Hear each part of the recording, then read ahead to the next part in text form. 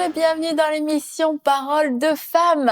Cette semaine, nous terminons notre belle série, notre belle semaine avec mon amie Audrey. On a passé une bonne semaine, mais il y a encore des choses vraiment à découvrir pendant cette émission. Alors restez avec nous et comme je vous l'ai déjà dit à maintes reprises, nous sommes dans l'attente de notre nouveau décor et c'est pour ça qu'en attendant, je vous reçois chez moi pour faire des émissions et donc, restez à l'affût pour savoir quand le nouveau décor de Paroles de femmes va sortir.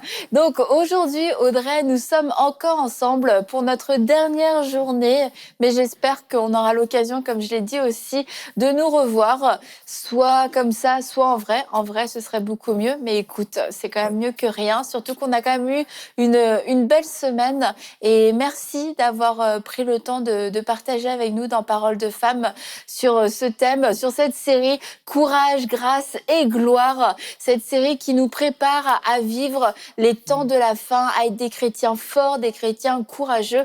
Vraiment, merci beaucoup Audrey. Je crois que c'est un message prophétique pour l'Église.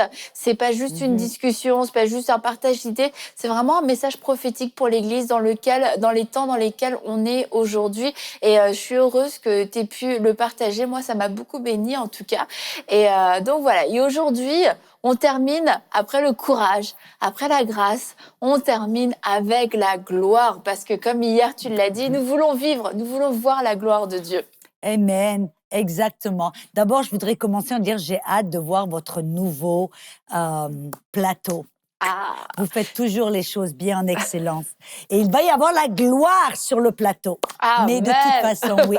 Je suis contente qu'on finisse avec la gloire, Annabelle, parce que oui, c'est vrai, jusque-là, les gens sont peut-être, ça avait peut-être être un petit peu lourd en disant, waouh, la persécution, waouh, la grâce, oh, je dois endurer. Mais c'est vrai que ce n'est pas la fin par elle-même, c'est que simplement, c'est la voie à traverser pour arriver, c'est le pont à traverser pour arriver à la gloire de Dieu. Non pas que c'est ce que Dieu veut, ce n'était pas la volonté de Dieu, mais c'est le fait, c'est que même Jésus a dit, le royaume de Dieu était forcé, mais c'est les violents qui s'en emparent. Et une forme de violence, c'est de refuser de céder à l'intimidation de l'esprit d'Antéchrist qui vient pour essayer que l'Église s'assoit, soit passive, silencieuse, sans rien faire. Parce que c'est ça le but du diable, c'est de garder l'Église à côté, silencieuse, sans rien faire. Mais non, messieurs et mesdames, on va se relever, on va s'élever avec hardiesse, avec courage, avec grâce, parce que Dieu veut, il revient pour une Église qui est glorieuse. Il revient pour une Église qui marche dans la puissance de Dieu, qui marche non seulement en sainteté, mais dans la puissance. Et je suis persuadée qu'on a vu même que Pierre, il marchait dans les rues de Jérusalem et que son ombre guérissait les malades. Et ça n'est rien comparé à ce que vous et moi, nous allons vivre dans ces derniers temps. Mais bien sûr, on a vu que pour voir cette grâce et pour expérimenter, vivre cette grâce, il y a un prix à payer. Amen. Et le prix à payer, c'est de tenir bien, c'est de refuser de céder à cet esprit d'intimidation, à la peur de l'homme et de refuser d'être passif et silencieux.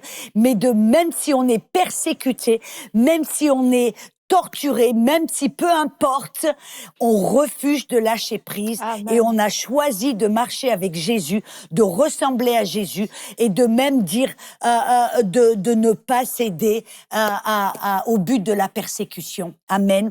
Et c'est de ça que Jésus parlait. Vous savez, moi je vois dans Luc chapitre 9, même on voit ça dans Matthieu chapitre 17 ou 16 et dans... je crois que c'est Marc chapitre 8, Jésus a parlé, il a dit à quoi ressemblerait un disciple. Et quand on parle du prix à payer, et dans Luc 9, 24 à 26, il dit « Car quiconque voudra sauver sa vie, la perdra. Mais quiconque perdra sa vie pour l'amour de moi, celui-là la sauvera. Et que servirait-il à des hommes de gagner tout le monde s'ils se détruisaient ou se perdait lui-même. Car si quelqu'un a honte de moi et de mes paroles, le Fils de l'homme aura aussi honte de lui quand il viendra dans sa gloire. Voyez, la gloire est dans celle du Père et des saints anges. On voit là que Jésus parlait à quoi ressemblait un disciple, qu'un disciple ne cherche pas à sauver sa vie, à protéger sa vie, il ne cherche pas à protéger. Vous voyez, moi je dis toujours, notre plus grand ennemi, ce n'est même pas le diable. Notre plus grand ennemi, c'est le grand moi, ou je, ou me, c'est le grand je. C'est ça qui... Et quand on est persécuté, c'est le grand moi qui tout d'un coup s'élève en disant « Oh, tu dois me protéger, tu dois protéger ta réputation, tu dois protéger ton confort, tu dois protéger, bref. » Et c'est ça que l'on doit sacrifier, c'est ça qui doit mourir, c'est le grand moi qui doit mourir et on doit dire peu importe, moi je veux la gloire. Et vous voyez, quand Jésus est allé à la croix, j'aime bien que dans Hébreux 12, 2, il dit que afin de pouvoir aller à la croix et de pouvoir expérimenter ou vivre la gloire, vraiment la gloire, la résurrection et la gloire, Jésus, afin de pouvoir faire ça, il a fixé ses yeux pour la joie, la joie qui était devant lui. Et la joie, c'était tous les croyants qui allaient recevoir Jésus. La joie, c'était la résurrection, c'était la gloire. Et c'est ce qu'on doit faire. C'est ce qui va nous motiver à dire, à confronter la persécution. C'est ce qui va nous motiver. Ce qui va nous motiver de dire, ouais, je vais souffrir peut-être un petit bout de temps, mais ce n'est rien comparé à la gloire, à la puissance, à ce que je vais vivre en Jésus si je souffre un petit peu avec cette persécution, si je refuse de lâcher prise, si je tiens bon, je vais vivre la gloire, je vais vivre. Et tu sais, tu en parlais avant de commencer l'émission. Toi et moi, on parlait un petit peu des personnes comme Catherine Kuhlman, Reinhard Bonnke, Maria Woodeth-Etter, tous ceux qui ont connu vraiment un réveil et qui ont vu une puissance extrême et extraordinaire dans leur ministère, ils ont tous vécu un certain montant de persécution. Mais ils ont tous refusé d'abandonner, de lâcher prise, même s'ils étaient persécutés. Ils ont tenu bon. Et à cause de cela, ou je dirais grâce à cela, l'ennemi n'a pas pu les arrêter. Et c'est à ce moment-là, il y a eu comme quelque chose qui s'est fait dans l'esprit, parce que l'ennemi ne pouvait pas les convaincre de lâcher prise, d'abandonner, d'être passif, silencieux et de reculer, parce que l'ennemi ne pouvait pas les arrêter. Il y a quelque chose qui a, dans l'esprit, qui a cassé. Il y a quelque chose, c'est comme si tout d'un coup, il y a quelque chose qui a explosé dans l'esprit et ils ont expérimenté une gloire et une puissance dont laquelle on entend parler même aujourd'hui. Et c'est magnifique. On entend parler de cette puissance qu'ils ont expérimentée. On entend les miracles, on entend le réveil, mais c'est quand même important de se rappeler qu'ils ont payé un prix, que en fait, ça n'a pas été gratuit dans le sens où il y a eu des sacrifices à faire de leur part. Il y a eu un prix à payer et Catherine Kuhlman disait « Vous ne pourrez jamais imaginer le prix que j'ai payé ». Et c'est sûr, ça a été des sacrifices personnels, ça a été des sacrifices, oui, au niveau des réputations, comme tu disais, des titres, etc. Et c'est des choses, faut pas les oublier, faut pas se dire « Je veux juste la gloire, je veux juste les miracles, je veux juste le réveil ». Et tu es prêt à prendre aussi tout ce qui vient avec, parce que lorsqu'on vit le réveil, on dérange le diable et on le dérange beaucoup parce que c'est des âmes qui sont sauvées en grand nombre. Donc le diable, dans sa stratégie, veut faire peur, veut arrêter, veut intimider parce qu'il sait qu'il va être rudement mis à l'épreuve et que des âmes vont être sauvées. Et c'est certain que c'est dans tout son intérêt que de décourager. Et c'est de se dire, est-ce que je suis prêt à vivre ce temps de persécution? Est-ce que je suis prêt à vivre ces temps de souffrance pour vivre la gloire de Dieu et garder nos regards fixés sur la récompense. Se dire, oui, peut-être que entre le moment où je vais le vivre ou même pendant que je vais le vivre, le diable va vouloir m'attaquer, le diable va vouloir attaquer mon ministère. Mais qu'est-ce que je veux vivre? Est-ce que je veux vivre une vie de chrétien tranquille, qui ne dérange pas et qui n'est pas dérangé? Ou est-ce que je veux vivre et voir la gloire de Dieu et être prêt aussi à devenir un ennemi numéro 1 pour le camp de l'ennemi? Et ça, c'est vraiment, comme tu l'as dit, c'est de considérer que ce sera, oui, un petit moment, mais il y a une récompense. Il y a vraiment une récompense parce que Dieu est juste. Et c'est ça, en fin de compte, c'est exactement quand on est dans ce moment où on souffre, peu importe le genre de souffrance, peu importe ce qu'on est en train de vivre, c'est là par la foi où on doit garder la joie qui est devant nous. On doit se rappeler, oui, je suis en train de souffrir un petit moment, mais ce n'est rien comparé à la gloire que je vais vivre. Ce n'est rien comparé à ce qu'il y a de l'autre côté de la persécution. Il y a une super grande... Et on doit se rappeler ces hommes et ces femmes qui ont vécu la gloire, mais parce que au moment où ils souffraient, au moment où on les a persécutés, au moment où on les a traités de fous, on les a traités, où on a, comme Reinhard Bonnke, on a détruit son chapiteau, l'autre, on les a calomniés sur les télés, sur les journaux.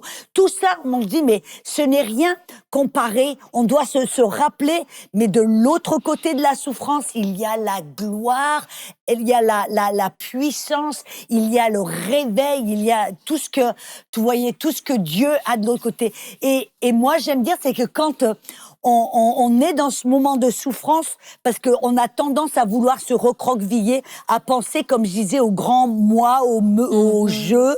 Amen. C'est là où on doit, quand on est rempli de l'esprit, j'en parlais l'émission d'avant, je disais, quand on est rempli du Saint-Esprit, parce qu'on a passé du temps dans la parole, à louer, à remercier le Seigneur, à prier en notre langue, tout d'un coup, notre réponse n'est pas « essayer de se protéger, essayer de protéger notre réputation ». Non, tout d'un coup, on voit la persécution au travers des yeux de Dieu et on se dit « Waouh, j'ai une opportunité à l'instant même de pouvoir aimer mon persécuteur ». Que c'est ce que Jésus nous a dit. Dans Matthieu, dans chapitre 5, verset 44, Jésus, il nous a dit, je vous dis, aimez vos ennemis, bénissez ceux qui vous maudissent, faites du bien à ceux qui vous haïssent et priez pour ceux qui vous maltraitent et qui vous persécutent. Amen. Et c'est pour ça qu'on a vraiment besoin d'être rempli de l'esprit, parce que la chair veut se recroqueviller, la chair veut se protéger, la chair veut éviter la souffrance. Mais quand on reste rempli de l'esprit, tout d'un coup, notre réponse, c'est « Waouh, Dieu, je vais aimer mon persécuteur, comme Étienne l'a fait, comme Jésus l'a fait. » Et pourquoi est-ce que quand on aime notre persécuteur, c'est tellement puissant, parce qu'il y a quelque chose qui se passe. Parce que moi, je me suis toujours posé la question, mais Dieu, s'il y a quelqu'un qui te persécute, pourquoi ne pas empêcher ou juger le persécuteur, empêcher le persécuteur, tuer le persécuteur, enlever le persécuteur? Pourquoi?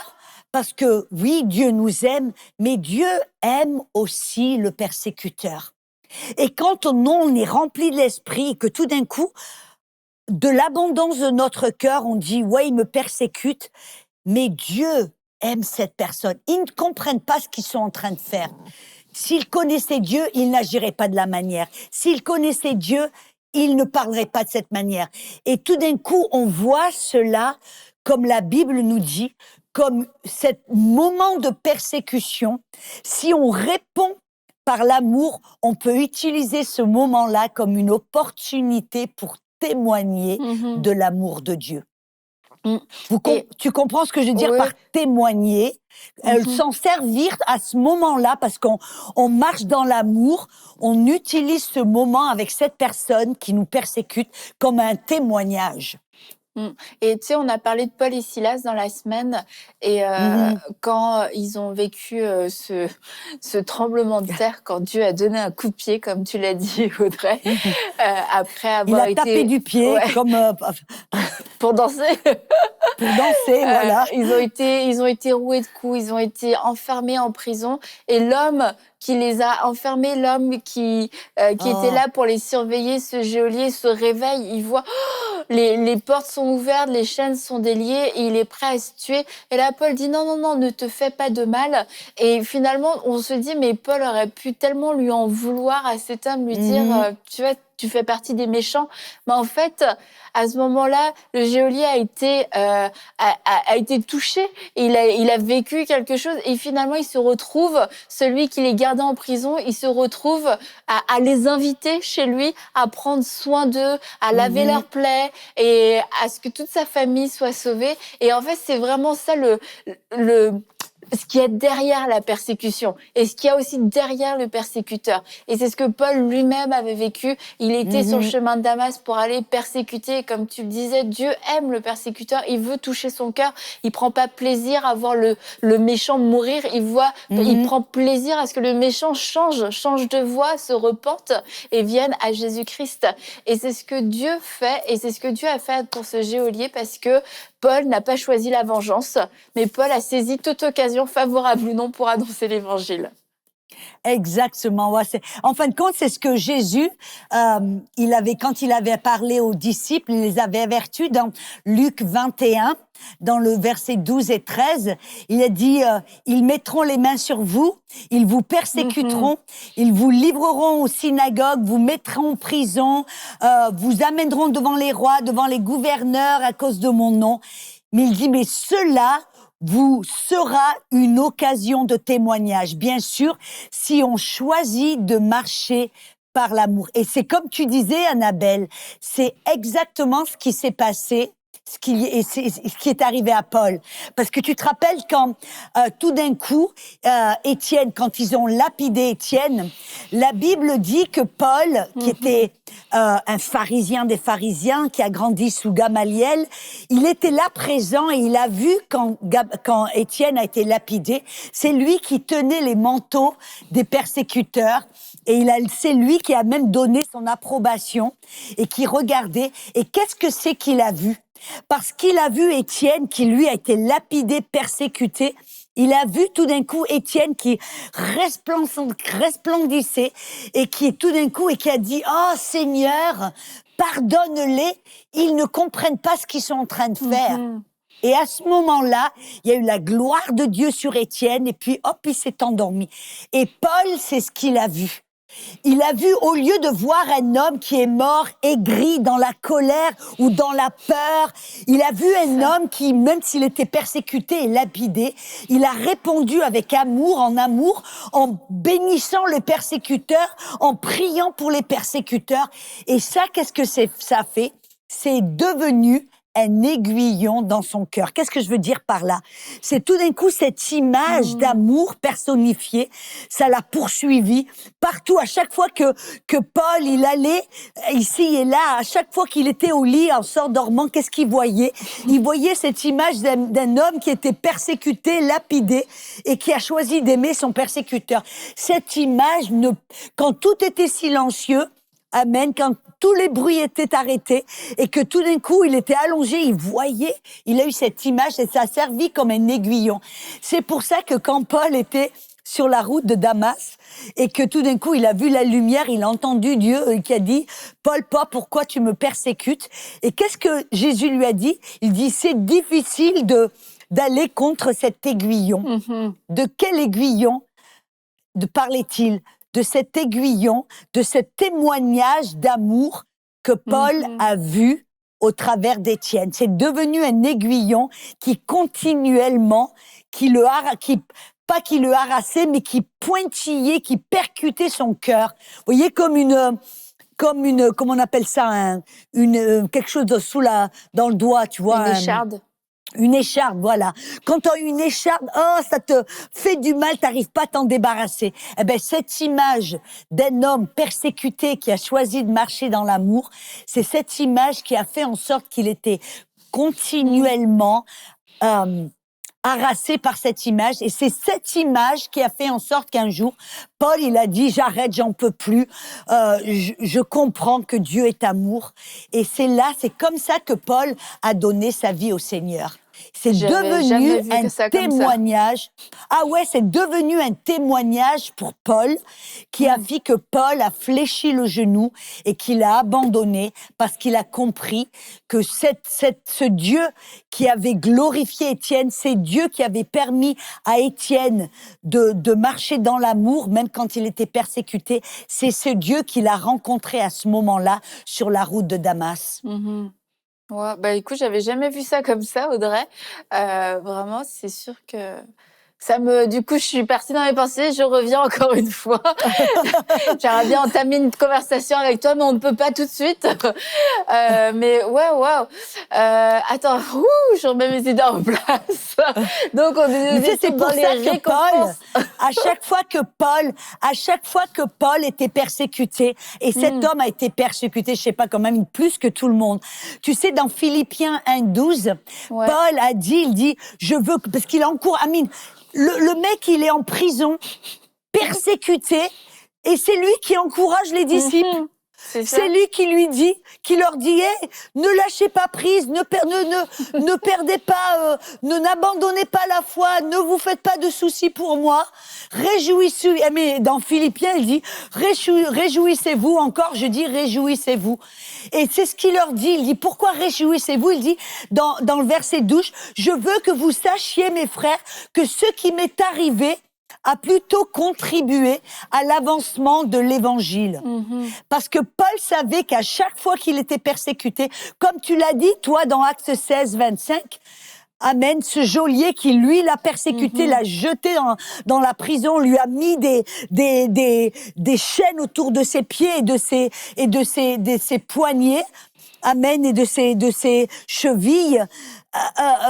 Paul, il dit, mais je sais que tout cela va servir à l'avancement de l'Évangile. Donc Paul ne se faisait pas de soucis, il marchait dans la joie, il louait le Seigneur, il marchait dans l'amour, il n'était jamais déstabilisé parce qu'il savait que cette persécution, s'il choisissait de marcher dans l'amour et de voir la joie, la gloire qui était de l'autre côté de la persécution, il savait que ça servirait pour la gloire de Dieu. Il savait que ça ne pourrait jamais l'empêcher, ça ne pourrait jamais l'arrêter. Il savait que d'une manière ou d'une autre, la puissance de Dieu, il y aurait une grâce disponible, amen, et que ça servirait non seulement pour l'avancement de l'Évangile, mais que la puissance et la gloire qu'il avait, même jusque-là expérimentée, allait grandir de plus en plus, de foi en foi, de gloire en gloire. Et c'est de ça que Paul parlait. Il parlait qu'on était destiné à aller de foi en foi et de gloire en gloire. Parce que le plus on affronte la persécution, le plus on choisit d'aller de l'avant sans être intimidé, le plus on continue, le plus cette gloire s'agrandit, la puissance agrandit de gloire en gloire, de foi en foi, de puissance en puissance. Donc c'est pour ça que quand on est confronté à la persécution, on ne lâche pas prise, on ne rentre pas dans ce schéma de martyr, dans ce schéma de pourquoi moi. Non, on se dit, waouh, je suis sur le point de connaître encore une plus grande foi, une plus grande gloire, une plus grande puissance. Et ça va servir pour l'avancement de l'Évangile. Et ça va tourner en témoignage pour les personnes qui me persécutent. Waouh! Moi, ça me motive, non? Amen. Audrey, j'aimerais qu'on prie pour les gens pour terminer cette série. Mais avant de prier, je voulais juste savoir si toi, tu voulais encore ajouter autre chose. Et puis après, on pourra prier pour les personnes. Je veux vraiment, la seule chose que je veux rajouter, c'est que moi, dans le ministère, en tant que femme dans le ministère, et qui prêche que la guérison est toujours la volonté de Dieu, je prêche le message de la grâce, non par les œuvres, mais par la grâce. Je suis des fois un petit peu... j'ai une réputation d'être un petit peu radicale, de la hardiesse et radicale et tout ça. Et c'est vrai que j'ai vécu un petit peu, rien bien sûr comparé à Paul et aux apôtres, encore rien connu, amen. Mais je sais qu'à chaque fois, des fois que je reçois des emails de haine, on m'a traité de tous les noms, on m'a des fois mis des choses, mais tu te dis, mais comment est-ce que les gens peuvent être si méchants? Mais tu vois, je le prends et comme Paul, je le tourne pour mon avantage. Au lieu de le regarder en disant oh, « mais pourquoi ils sont si méchants avec moi? Pourquoi ils font ces... » Tout d'un coup, je le vois avec une perspective, comme les disciples, où je me dis « waouh, merci Seigneur ». Que je suis persécutée, ça veut dire je suis en train de prêcher le bon message, ça veut dire que je commence à ressembler à Jésus, ça veut dire que je vais expérimenter un petit peu plus de foi, un peu plus de grâce et de puissance. Amen. Vous avez l'opportunité, quand vous êtes persécuté, peu importe laquelle forme, comme j'ai dit, il y a plusieurs degrés, eh ben, tournez-le pour votre avantage, pour l'avancement de l'évangile, amen, et pour un témoignage pour cette personne. Choisissez de marcher en amour et de prier pour la personne et d'aimer la personne qui vous persécute, vraiment. Vous allez connaître même une satisfaction, une joie à l'intérieur, au lieu de vous voir comme un martyr et de vous recroqueviller sur votre nombril. Regardez-le comme un atout, comme une joie, comme Paul le faisait. Je te laisse prier, Audrey, pour terminer toute cette semaine. Oui, alléluia. Oh, alléluia. Il y aurait tellement plus à dire, mais je veux vraiment prier pour vous tous et vous toutes. Vous avez choisi de regarder ces émissions jusqu'à la fin. Alors, félicitations. Vous savez, ça montre même que vous êtes des personnes dont le cœur est pour Jésus. Une personne, vous êtes prête à faire ce qui est nécessaire, à aller de l'avant. Je prie au nom de Jésus que peu importe la persécution qu'ils peuvent vivre ou ils vont vivre, je prie, Seigneur, que leur cœur soit édifié, leur cœur soit fortifié par la grâce de Dieu. Et je prie, Seigneur, que l'Esprit va les remplir, ils vont avoir expérimenter une nouvelle